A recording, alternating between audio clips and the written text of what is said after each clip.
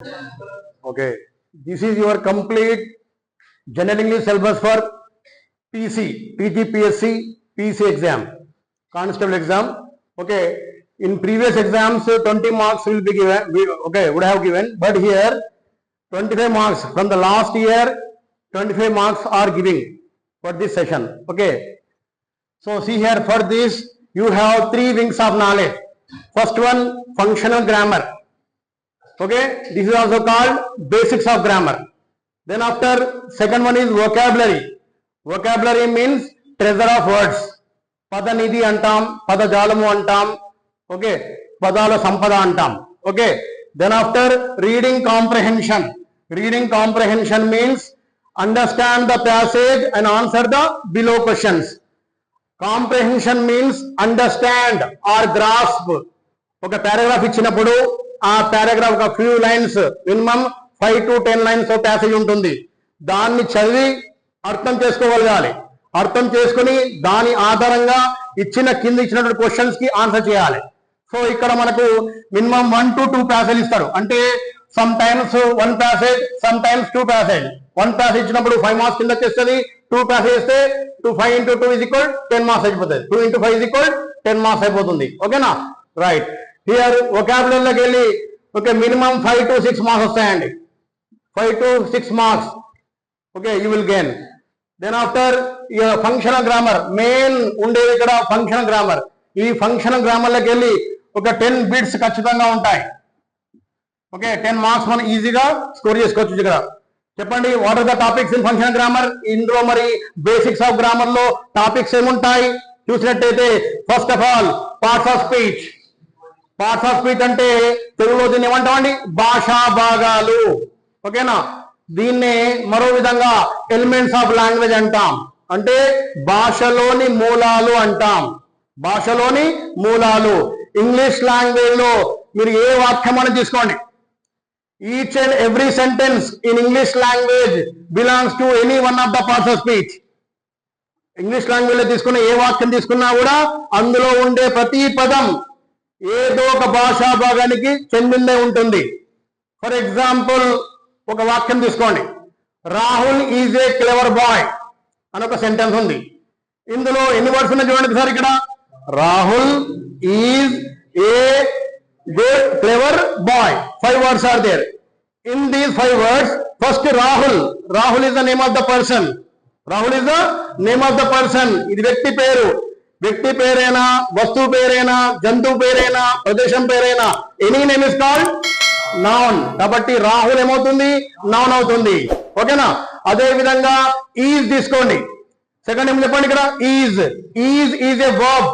Is ఏమవుతుంది? Verb అవుతుంది, క్రియ. దీన్ని హెల్పింగ్ వర్బ్స్ అంటాం. ఏమంటాం? ఈజ్ ఏమవుతుంది? హెల్పింగ్ వర్బ్ అవుతుంది, సహాయక క్రియ అంటాం. దాన్ని ఏమంటామండి? సహాయక క్రియ అంటాం. దాన్ని మరో పేరుతోని ఆక్సిలరీ వర్బ్స్ అంటాం. ఏమంటామండి? Auxiliary verbs.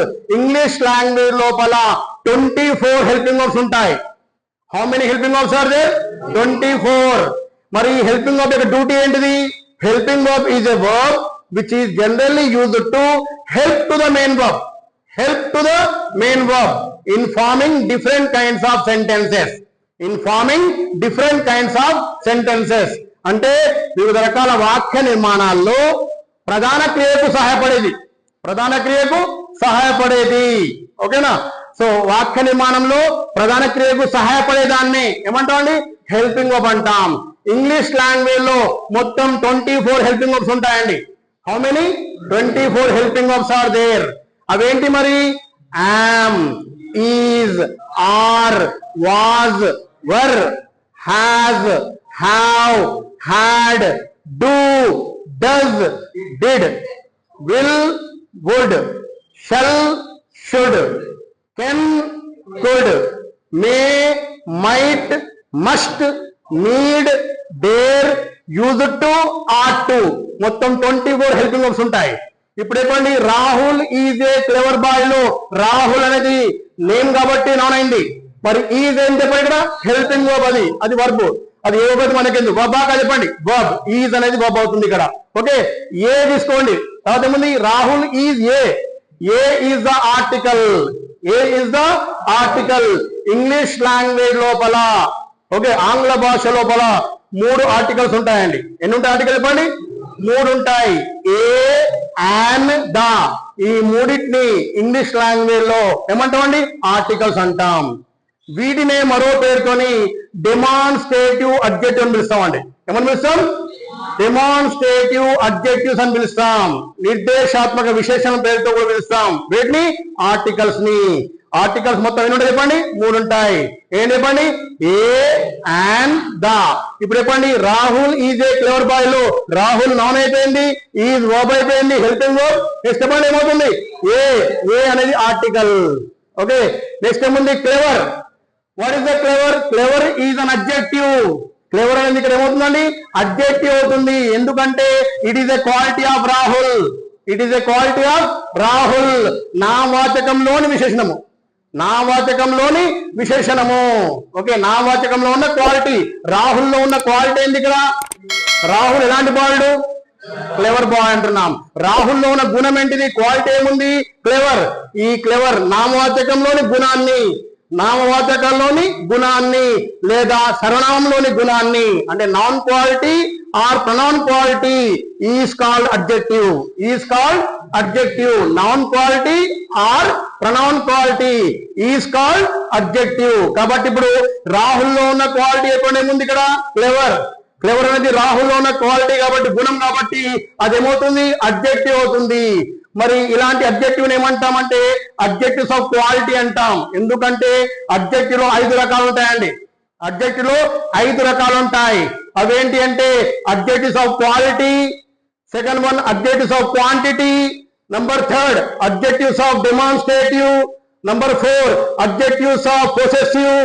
Okay, adjectives of number అని ఇక్కడ 5 టైప్స్ గా ఉంటాయి అడ్జెక్టివ్స్. అందులో ఇది గుణాన్ని తెలియస్తుంది. క్లెవర్ అనే పదం గుణాన్ని తెలియస్తుంది కాబట్టి దీన్ని ఏమంటామండి? గుణాత్మక విశేషణం అంటాం.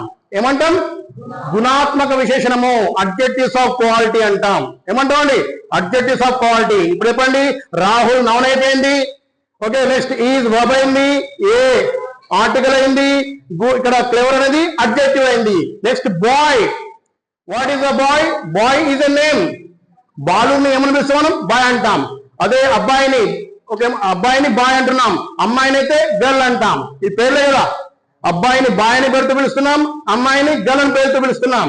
సరే సార్, మరి రాహుల్ కూడా నౌన్ అయింది, మరి బాయ్ కూడా నౌన్ కదా అంటే 2 కూడా నౌన్సే. ఎందుకంటే నౌన్ లో మనకు 5 టైప్స్ ఉంటాయి.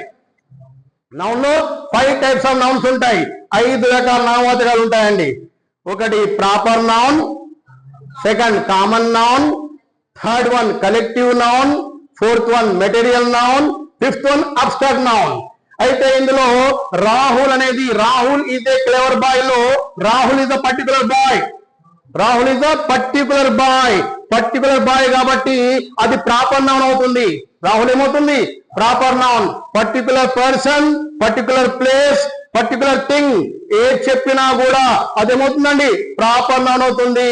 Proper noun is a noun which denotes any kind of person, any one particular person, any one particular person, any one particular place, any one particular thing is called proper noun. Is called proper noun. కాబట్టి Rahul is a clever boy అన్నప్పుడు ఇందులో ఒక particular గా ఒక బాలు గురించి చెప్తున్నాం మనం. ఏ బాలు గురించి చెప్తున్నామండి? రాహుల్ గురించి చెప్తున్నాం.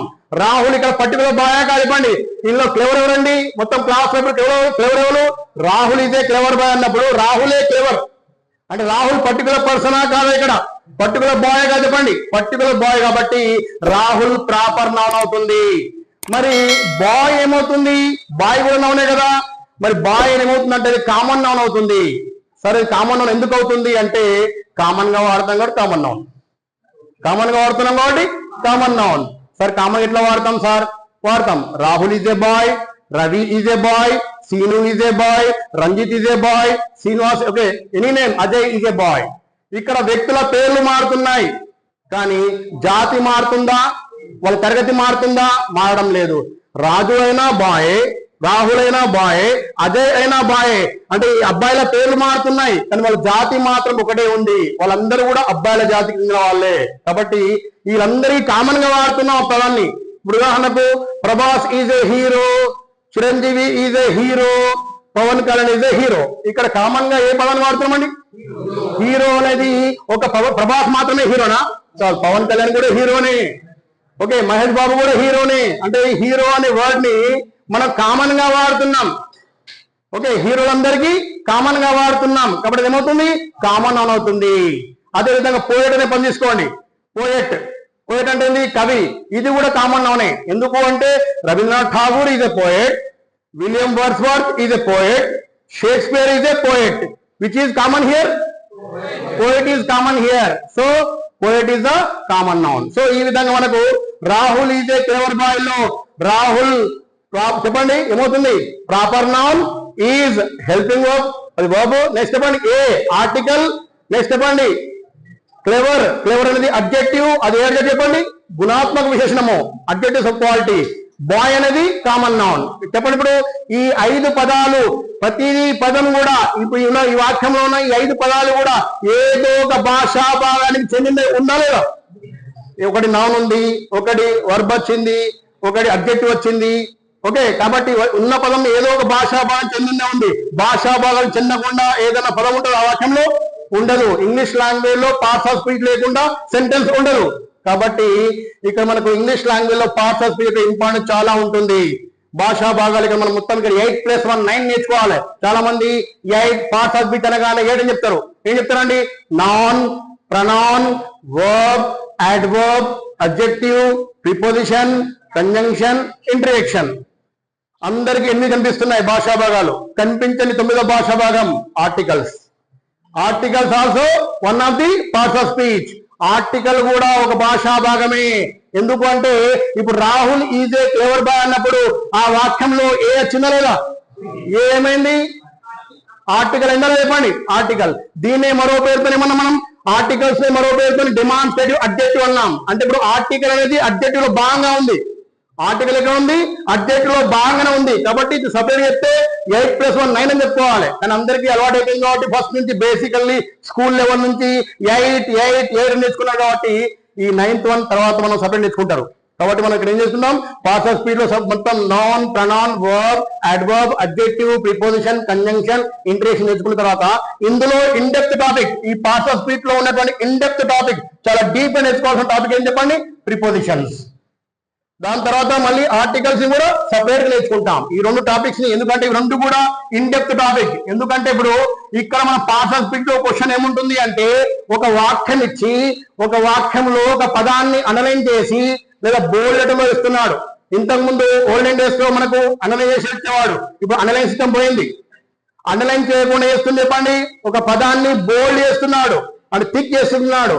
ఆ టిక్ చేసి ఇచ్చినప్పుడు ఏది టిక్ చేయబడిందో అది ఏ పార్ట్స్ ఆఫ్ స్పీచ్ కిందకి వస్తుంది? Find out the parts of speech of the bold word అంటాడు. ఏమంటాడండి? Find out the parts of speech for the bold word. ఇంతకుముందు ఏమంటుండే? అండర్లైన్ వర్డ్ అంటుండే. ఇప్పుడు అండర్లైనింగ్ సిస్టమ్ పోయింది. ఇప్పుడు ఏమైంది చెప్పండి? బోల్డ్ చేస్తున్నాడు, టిక్ చేసిస్తున్నాడు. ఆ టిక్ చేసిన పదం ఏదైతే ఉందో అది ఏ భాషా భాగానికి చెందుతుంది అంటాడు. ఫైండ్ అవుట్ చేయమంటాడు. కింద ఆప్షన్స్ ఏమి ఇస్తాడు? A noun, B pronoun, C adjective, D verb ఇలా ఇస్తాడు. ఇప్పుడు ఫర్ ఎగ్జాంపుల్ ఇంత చెప్పినట్టుగా Rahul is a clever boy ఇచ్చామనుకోండి, వాక్యం ఎగ్జాంపుల్ ఇచ్చామనుకోండి. అందులో క్లెవర్ కింద బోల్డ్ ఇస్తాడు, క్లెవర్ ని బోల్డ్ లెటర్ లో ఇస్తాడు. ఇప్పుడు ఈ క్లెవర్ ఏమవుతుంది? A noun, B pronoun, C verb, D adjective అంటాడు. ఇప్పుడు ఆ బోల్డ్ వర్డ్ చెప్పండి ఏంటిది? క్లెవర్ ఏమవుతుంది? నౌనా, అడ్జెక్టివా, వర్బా? ఏంటిది? Adjective. Because of it is a quality of noun. Rahul లో ఉన్న క్వాలిటీ నౌన్ క్వాలిటీ కాబట్టి ఏమవుతుంది చెప్పండి? అడ్జెక్టివ్ అవుతుంది. ఈ విధంగా మనం పార్ట్స్ ఆఫ్ స్పీచ్ ని ఫైండ్ అవుట్ చేయాలి. అదే ఈజ్ ని బోల్డ్ చేస్తాడు. ఈజ్ ఏంటిది? నౌనా, ప్రొనౌనా, వర్బా, అడ్జెక్టివ్ ఆడతాడు. కాబట్టి ఇక్కడ 1 బిట్ ఖచ్చితంగా 1 or 2 బిట్స్ ఇక్కడ మనకి ఏంటంటే identify the parts of speech లకి వస్తుంది. నెక్స్ట్ సెకండ్ ఏముంటుంది? ప్రిపోజిషన్స్ లో ఓకే మనకు fill in the blank question కింద ప్రిపోజిషన్ ఇస్తారండి. ప్రిపోజిషన్ ఫైండ్ అవుట్ చేయాలి. ఆ బ్లాంక్ లోపల ప్రిపోజిషన్ ఏం రావాలి? For example Vani is going to college. చూడండి ఇక్కడ Vani is going to college dash bus అని ఇచ్చాడు.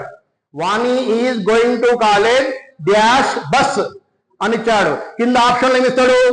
ఆన్ బస్ అంటే కింద on, A on, B in, C by, D through అంటాడు.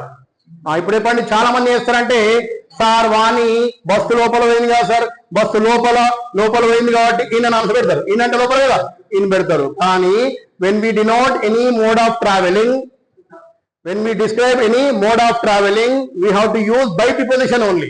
We have to use by preposition only. But one exemption is there.